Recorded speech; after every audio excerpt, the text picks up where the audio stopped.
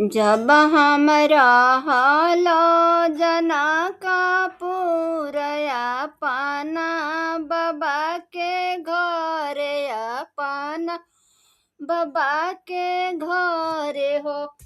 आरे सुपवानी सोनावा हिलो रानी तमोतिया पैचिले मोतिया पैचिले हो।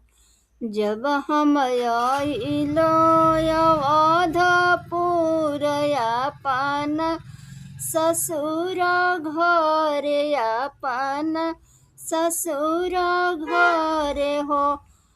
आरे रोई रोई भइलो कोइलिया तए कही बलक बिनु ये कही बलक बिनु।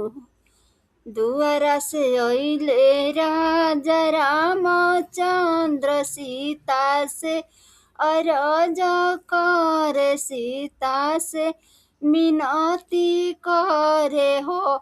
ए सीता काहे तोहरो मानवा उदास हो काहे रे मन बेदिल काहे रे मन बेदिल। जब हम रहलो जनकपुर अपना बाबा के घरे अपना बाबा के घरे हो। राम जी सुपवानी सोनावा हिलो रानी तमोतिया पैचिले मोतिया पैचिले हो। जब हम आइलो अवधपुर अपना ससुर घरे अपना ससुर घरे हो। आरे रोई रोई भइलो कोइलिया तए कही बलक बिनु ये कही बलक बिनु।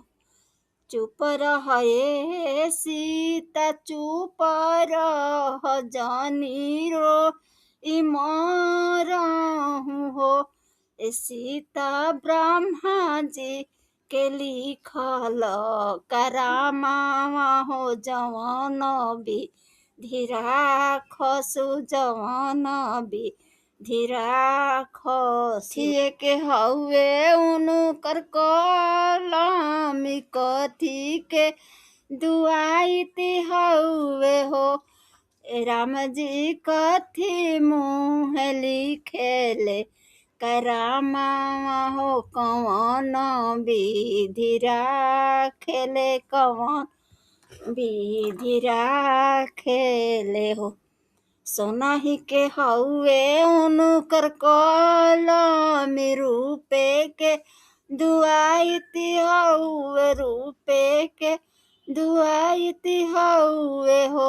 ए सीता पाछा मुँह लिखेले करामावा हो जवन विधि राखसु जवन विधि राखसु।